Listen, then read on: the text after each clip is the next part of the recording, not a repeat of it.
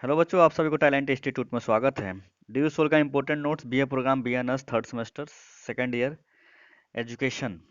ठीक है, research child and childhood का है ये। प्रारंभिक बाल्यावस्था देखभाल और शिक्षा के समझ को समझाएं, अथवा प्रारंभिक बाल्यावस्था देखभाल और शिक्षा से आप क्या समझते हैं। ओके बच्चों, तो इसका आंसर है, आज इसका पेपर होने वाला है 2:30 से स्टार्ट होगा।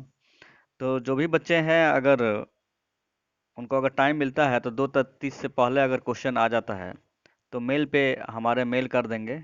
ईमेल एड्रेस पे आप लोग मेल कर दीजिएगा, मैं पिन कर दूंगा कमेंट सेक्शन में। ओके, या डिस्क्रिप्शन बॉक्स में है ईमेल आईडी, तो वहाँ पे आप लोग वहाँ से लेकर के आप लोग मेल कर देना क्वेश्चन।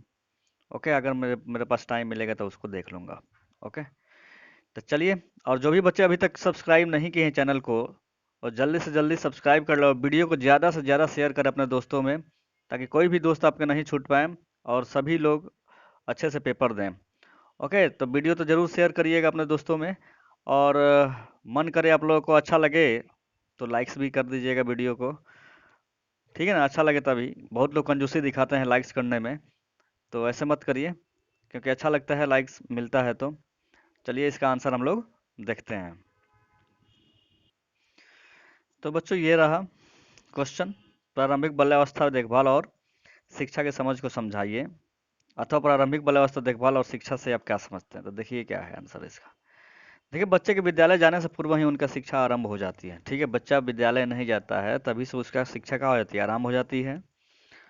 व्यापक प्रारंभिक बाल्यावस्था देखभाल और शिक्षा का उद्देश्य जन्म से 6 वर्षों की आयु तक के बच्चों की समग्र रूप से वृद्धि, विकास और उनके शिक्षण को प्रोत्साहित करना है।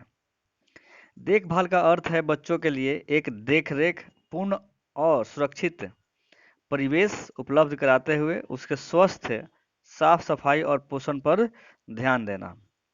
प्रारंभिक बाल्यावस्था के वर्षों में शिक्षा के अर्थ ने केवल विद्यालय पूर्व शिक्षा है, बल्कि इसमें नाटक, कथा, कहानियों और संगीत आदि के माध्यम से बच्चों को सिखाना भी शामिल है। 3 से 6 वर्ष की आयु में बच्चे सबसे अच्छी तरह से खिलौने, कहानियाँ, गीतों, नृत्य आदि से ही सीखते हैं। ठीक है, 3 से 6 वर्ष की आयु वाले जितने बच्चे हैं अच्छी तरह से खिलौना से, कहानी से, गीतों से ही सीखते हैं। ठीक है ना।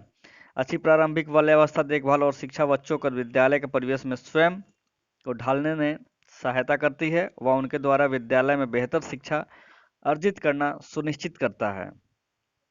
ओके, भारत सरकार की प्रारंभिक बाल्यावस्था देखभाल और शिक्षा नीति के अनुसार आंगनवाड़ी को एक सक्रिय बाल हितैषी प्रारंभिक बाल्यावस्था विकास केंद्र की भूमिका निभानी चाहिए।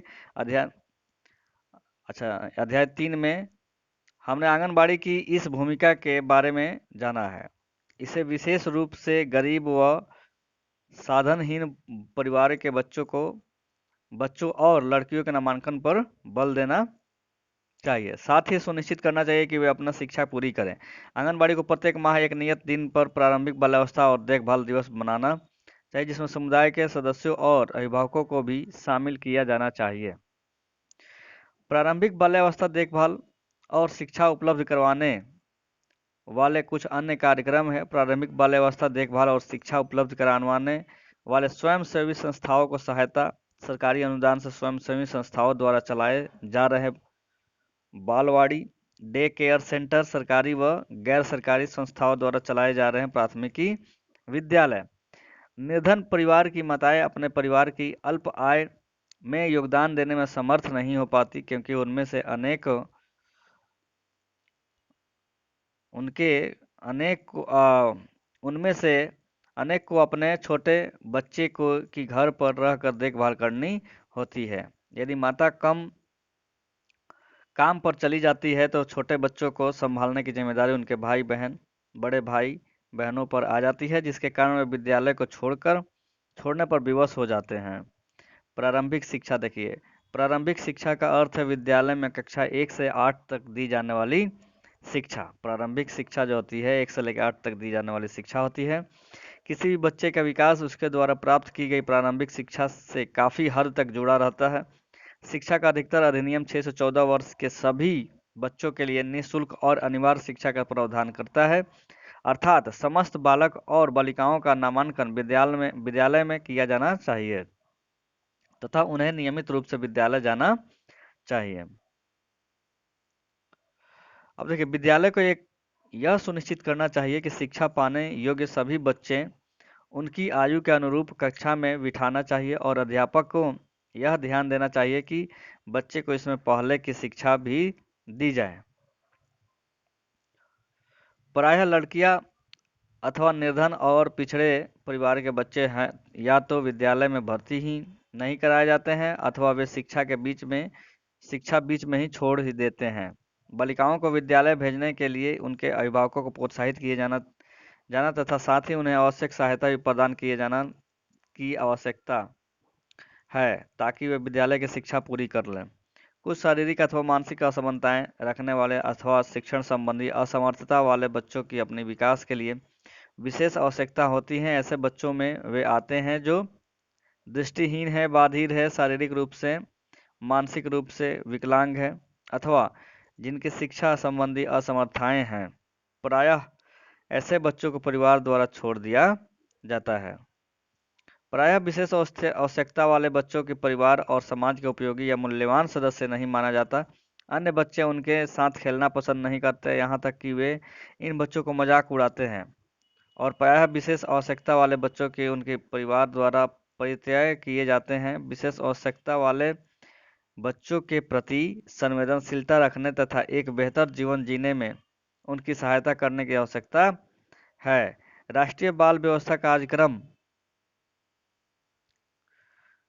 के अंतर्गत सुविधा केंद्र स्तर पर तथा समुदाय स्तर पर आशा एनएम द्वारा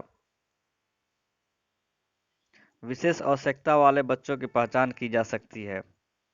यह अति महत्वपूर्ण है। विशेष आवश्यकता वाले बच्चों को उनकी शिक्षा संबंधी आवश्यकताओं और उनकी स्थिति का अनुरूप शिक्षा मिले। यह शिक्षा उन्हें नियमित या विशेष विद्यालयों में या फिर घर पर भी दी जा सकती है।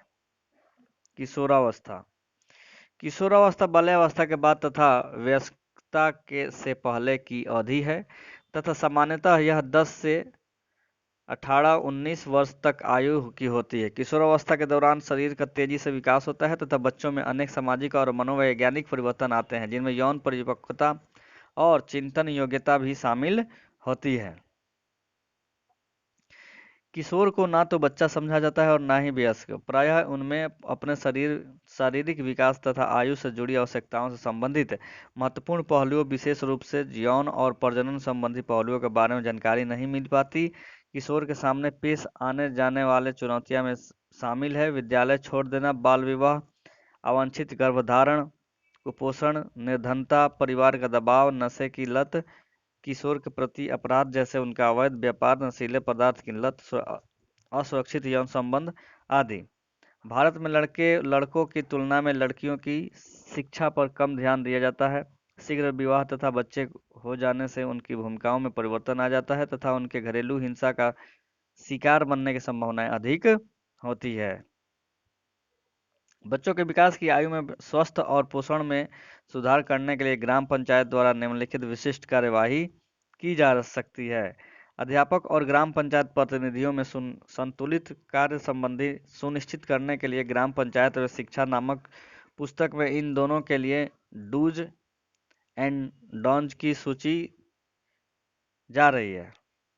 ग्राम पंचायत दोपहर के भोजन के लिए आंगनबाड़ी और पंचायत विद्यालय में सब्जी का बगीचा तैयार करना तथा पंचायत क्षेत्र में बच्चों का पोषण संबंधी स्थिति में वृद्धि करने के लिए प्रोत्साहित तथा सहायता प्रदान कर सकती है।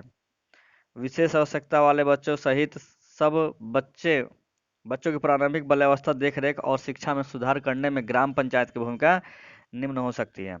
ग्राम पंचायत यह सुनिश्चित करे कि 3 से 6 वर्ष की आयु वर्ग के सभी बच्चों का नामांकन आंगनबाड़ी केंद्र में अतः क्षेत्र के अन्य विद्यालय शिक्षा पूर्व केंद्र में किया गया है।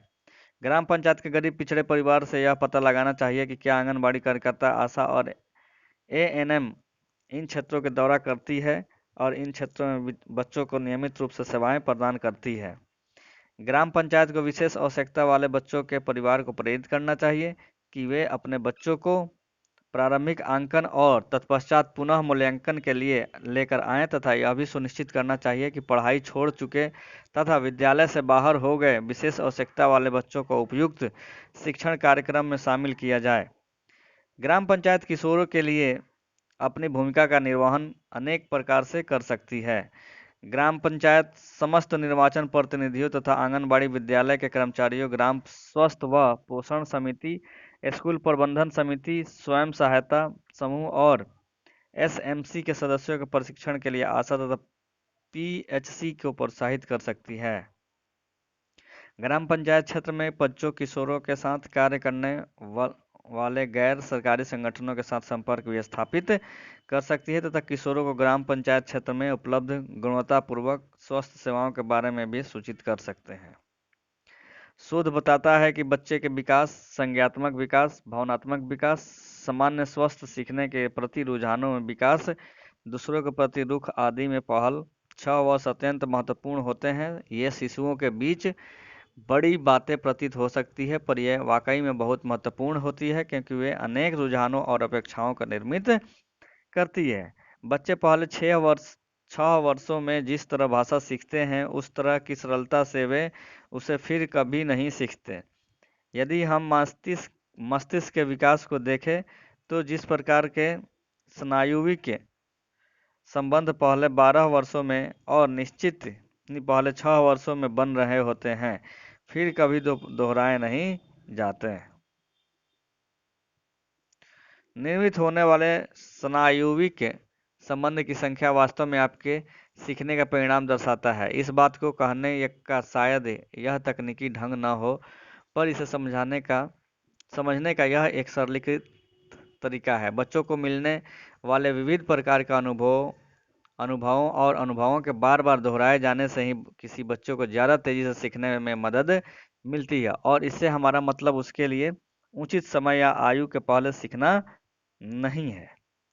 इसका आशय केवल इतना है कि चीज़ों को देखने में सक्षम होना, अवधारणाओं को विकसित करना, आसपास को जो घट रहा है उसकी गतिज को समझना, चीज़ों के जुड़वों को देखना, संबंधों को देखना, ये सभी बहुत जल्दी प्रारंभ हो जाते हैं। इसमें भाषा बड़ी भूमिका निभाती है क्योंकि भाषा तथा संज्ञान बहुत घनिष्ठ रूप से जुड़े होते हैं।